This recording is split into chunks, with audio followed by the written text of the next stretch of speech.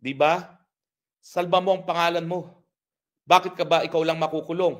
Kinakailangan makulong silang lahat at kung pupwede, mapababa mo ang iyong pagkakakulong by cooperating and giving testimony. So inaanyayahan kita, Zaldi, alam ko nandito ka sa Europa, ako'y nasa Hague. Napakadali kong hanapin sa Hague. Puntahan mo ako dito kung ikaw ay willing na kumanta na. At what I can assure you is kung nasaan man ang iyong ama, he will be proud of you kung ikaw ngayon ay aamin ng iyong pagkakamali at ilalantad ang katunayan kung sino talaga ang pinakamalaking benepisyo na natanggap dito sa ginawa ninyong pagnanakaw ng pondo ng kaban ng bayan. Kung bago ka lang dito sa NTPH, maaari bang makahingi ng isang like at subscribe? At huwag kalimutan pindutin ang notification bell para ma-notify kapag may ganito tayong upload. Salamat kabayan! Hello! Nako, pasensya na kayo, hindi tayo nakapag-spokes hour kahapon. Ewan ko ba, lumalala itong malat ko at lumalala din na aking sipon, no? So sabi ko nga, complete rest muna tayo kahapon, no? Kasama na sa pag-vlog. Pero ngayon, balik na naman tayo dahil talaga naman pong na-high blood pressure tayo nang narinig natin ang mga pinagsasabi nung dalawang testigo sa Blue Ribbon Committee sa Senado kahapon. Yung isang undersecretary na dating city engineer ng City of Manila at saka itong Marines na si Guteza. Well, alam nyo, yung sinabi ng undersecretary, alam na naman natin talaga ang patakaran, no?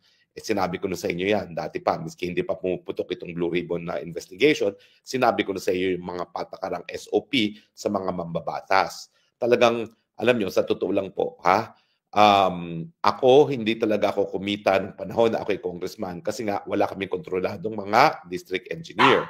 So, pero yung mga district engineers na kontrolado ang DE, yan po talaga ay kumikita sila. No? Now, sandali lang po kasi may mga dalawa akong bisita rito sa bahay ko na mga little puppies, no, na medyo maingay. No?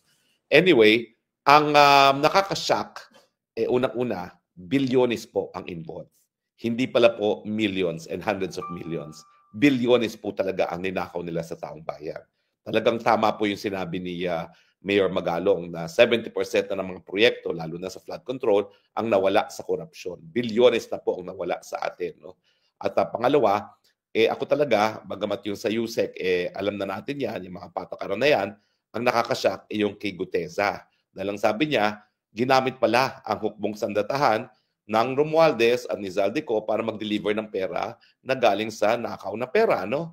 Yan po ay dineliver niya sa BGC, sa mga bahay sa Forbes, sa NARA, sa McKinley, at meron pa pong isa, ang sinabi niya, Aguado. Now, ano ba ho yung Aguado niyan? Alam nyo, nung panahon ng COVID at sinasarado ni Martin Andanar ang new executive building kung nasaan ang aking opisina at opisina ng PCOO, hindi naman po pwede hindi kami magbo-broadcast dahil panahon nga ng COVID.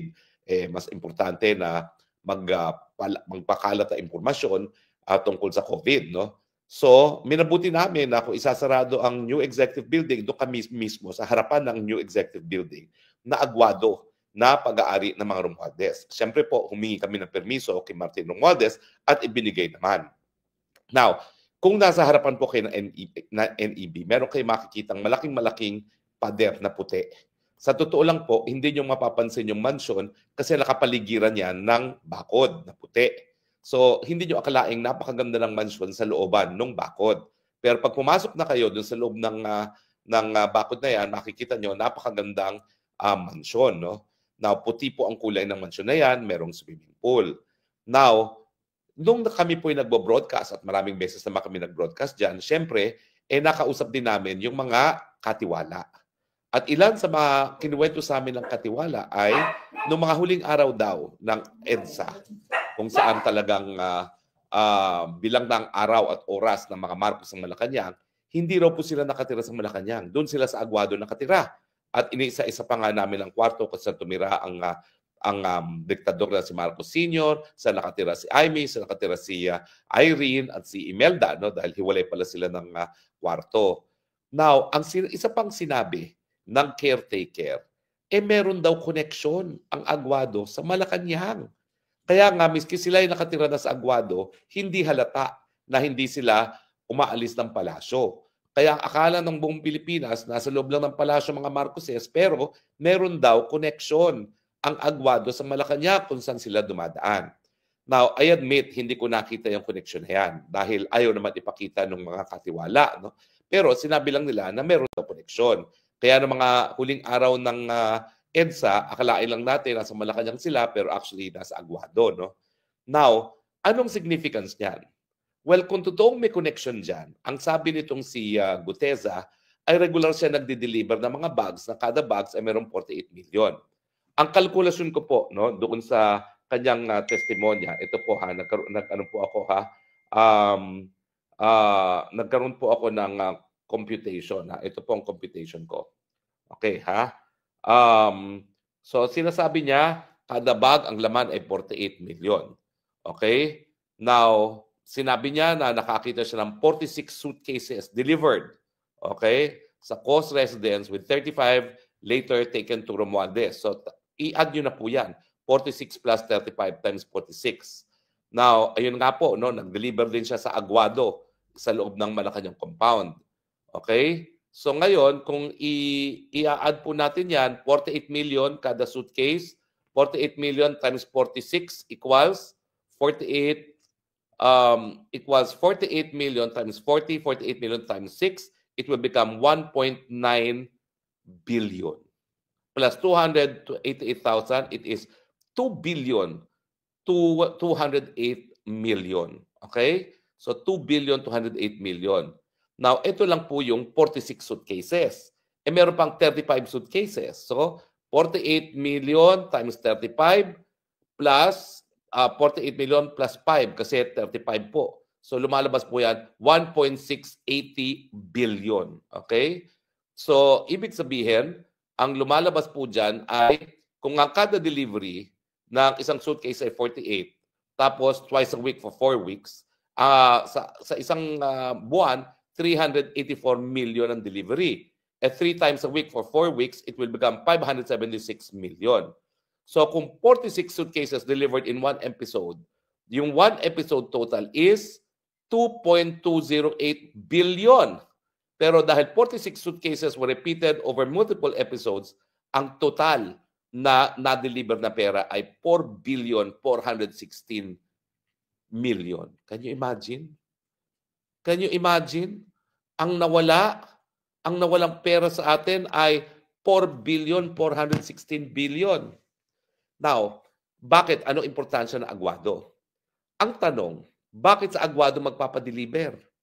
Eh, dinideliver naman sa bahay na ni Martin na Romualdez. Dinideliver naman sa bahay ni Zaldico. Bakit nagdi-deliver pa sa Aguado? Well, dyan papasok yung sinabi ng caretaker. Kung totoo, sinasabi ko naman kung totoo ha, Facebook, ayan ha, sinasabi ko lang naman sa inyo kung ano talaga sabi nung caretaker na merong connection. So kung merong connector talaga ang Aguado sa Malacanang, well, alam nyo na kung saan at para kanino yung mga pera na dinala sa Aguado. Kasi kung Martin Romualdez lang yan, ba't hindi pa dineliver sa bahay? Eh napakadami pinag-deliver na ng bahay. Yung townhouses sa McKinley at saka yung bahay mismo sa Nara at saka sa McKinley. Di ba po? Meron din mga dineliver din sa bahay ni Zaldi, dyan sa Valle Verde at saka sa Quezon City. Bakit magde-deliver pa sa Aguado?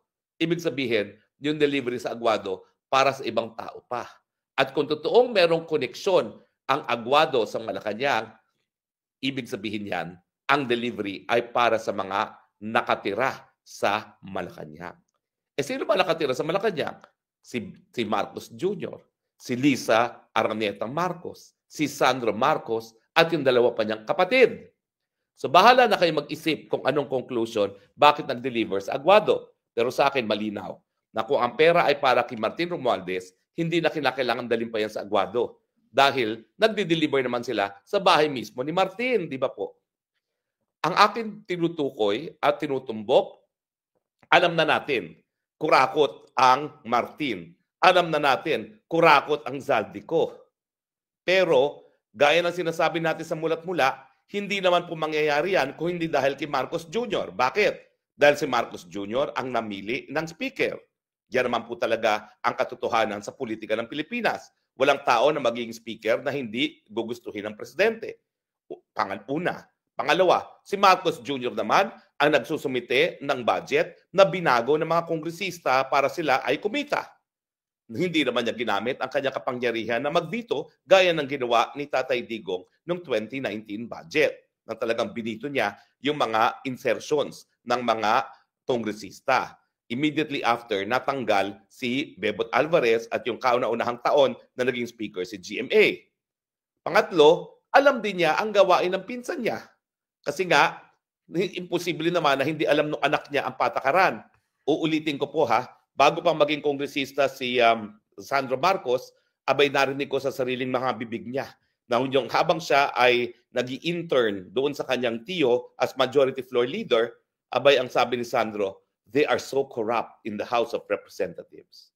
So alam niyang patakaran dahil siya mismo ay naging kongresista rin at nandyan yung kanyang anak.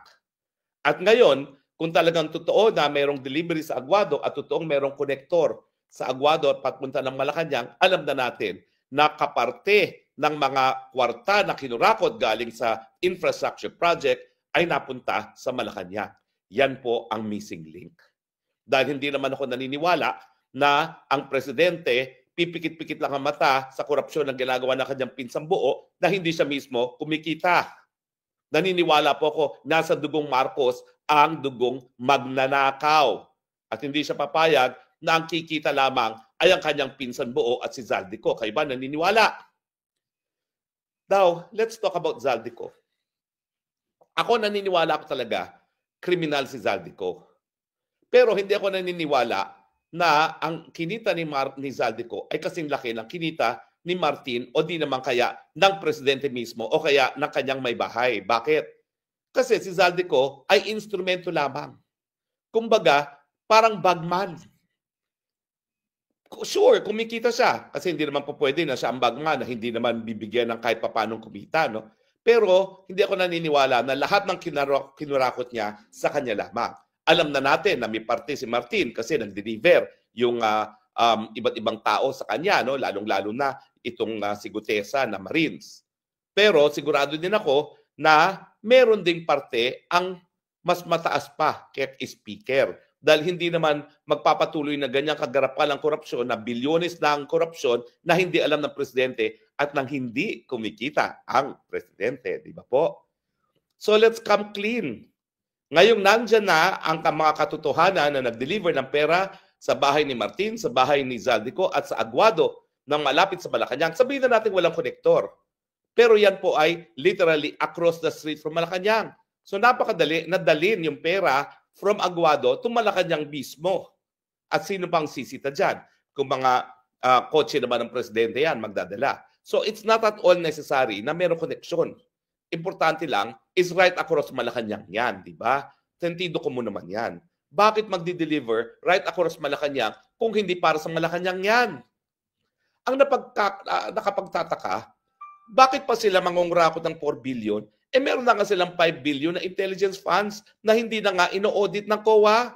Certification lang that it was spent for a public purpose. Masyado namang gahaman yan. At ang tanong, itong 4 billion na ito, ano ba ito? Kada budget season ba ito? Ito na yung kinikita nila? Ito lang ba talagang kinita nila o mas malaking halaga pa? Kasi alam nyo naman, halos 1 trillion na ang budget ng DPWH. So ang akin, yung mga na-deliver ni Gutesa at yung mga sinabi na ng iba pang mga testigo sa Senado, hindi pa po yan kabuuan dahil napakalaki ng budget ng DPWH. At ang sabi nga nung yung USEC, no, na dating city engineer ng Manila, 100% halos ng mga lahat ng bidding ay rigged na. So wala na talagang matinong bid na nangyari. Lahat meron ng kita ang mambabatas at ang mga mas mataas pang mga opisyalis ng gobyerno. Kasama na ang Speaker, Zaldico, at ngayon, ang kapitbahay ng Aguado, yung nasa Malacanang. Di ba po? Meron ba kayong nakikitang mali sa aking reasoning? Bakit kasi dadalhin pa katabi ng Malacanang samantalang nagdi-deliver na sila ng pera doon mismo sa pamamahay ni Speaker Martin Romualdez alias Tambaluslos? Ibig sabihin, kumita rin ang isang tao na malapit sa Malacanang at sino pa po yan? Well, siyempre hindi natin alam kung sino talaga. Ilan ba yung nakatira sa Malacanang? Marami naman silang nakatira sa Malacanang, isang buong pamilya sila. Pero chances are, sino ba yan? E di siyempre, yung responsable sa pagtatalaga kay Tambaluslos bilang speaker. Yan po ang importansya ng agwado. Kaya nga nung nakikinig ako kahapon, abay, miski ako'y sinisipon, miski ako'y namamalat, abay, ako talaga'y nanggalaiti sa galit. Kasi nga po, hiniram namin yung agwado para kami mag-broadcast. Yung agwado po, ginagamit talaga ni Martin para sa mga lakas affairs. At in fact, isa sa nangyari dyan sa agwado ay ang pagpupulong ni Inday Sara kay Kamala Harris, then Vice President. Diyan po sila nagpulong. May mga mapa po kasi yan ng iba't ibang rehiyon ng Pilipinas at doon sa main conference room, prominently displayed yung mapa syempre ng Leyte kung taga saan itong Martin Romualdez. Now, in fairness, maganda po talaga yung agwado. At saka, marami talaga mga ganap doon. Yung mga meetings po ng freshman congressman, naganap din po dyan. Sinabi sa akin ng katiwala. Kumbaga, kung gusto magpa-impress ni Martin Romualdez na nung nga panahon na yon na kami gumagamit ng agwado ay majority floor leader lamang, dyan niya dinadala. Kasi right across Malacanang. So it emphasizes na maski hindi pa presidente, si Marcos Jr. ng mga panahon ni Tatay Digong, napakalakas na impluwensya niya dahil katabi siya mismo ng Malacanang. At siyempre, yung pagpupulong sa panig nga ni VP Sara at saka ni Kamala Harris, nangyari na Tambaluslos is already a speaker. So alam niyo po, hindi pa po tapos ito.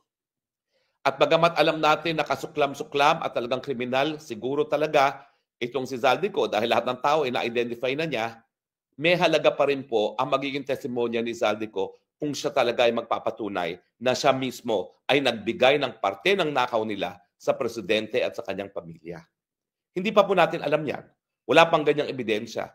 Pero iniisip ko nga, ang tao na po pwede magsabi ng ganyang ebidensya, si Zaldico mismo. Kaya kung nakikinig si Zaldico, at alam niyo naman, anak yan ng aking kauna-unahang kliyente sa law office, Zaldi, save yourself. Ako, convinced ako na hindi ikaw ang pinaka-guilty dahil hindi ikaw ang tumanggap ng pinakamalaking parte sa mga ninakaw na pera. Ikaw, ang tingin ko, bagman. Kumita ka talaga. Pero barya kinita mo siguro kung ikukumpira dun sa pinagbigyan mo. At malinaw na isa sa pinagbigyan mo si Tambaluslos dahil siyang immediate boss mo. Pero sa tingin ko, hindi lang si Tambaluslos ang kumita. Dahil bakit ka pa nagpa-deliver ng pera sa agwado na katabi mismo ng Malacanang? So, inaantay namin ang iyong testimonya. Save yourself. Bilang isang abogado, maski ikaw ay guilty, hindi naman ikaw ang pinaka-guilty. Dahil po pwede naman sabihin, ikaw ay sumusunod lamang sa sinasabi ni Tambaluslos at ng presidente. Mantakin mo yan. Imbis na ikaw ay kasusuklaman ng buong bayan pag sinabi mong katotohanan na ang talagang pinakamalaking kinita ay mas mataas pa sa iyong speaker, talagang nababaliktad ang tingin sa inyo ng taong bayan dahil isisiwalat mo ang katotohanan. Well, ito po yung dahilan kung bakit nung ako'y kongresista, nagsulong ako ng Whistleblower Act. Alam ko po na nakakagalit na ilang mga gumawa ng katiwalian hindi mapapariusahan kung mapapasangayang batas na Whistleblower Act. Pero kung wala naman kasing testimonya ng mga whistleblowers na kasapi talaga sa mga illegal na gawain, hindi natin mahuhuli yung mga tunay na korap. At saka yung pinakamalaking mga korap. Kumbaga, the biggest fish, hindi natin mahuhuli.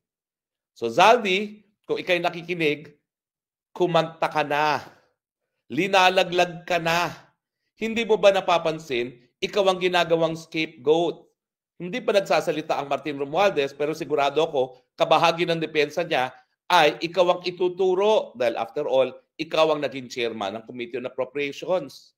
Maawa ka naman sa pangalan ng tatay mo.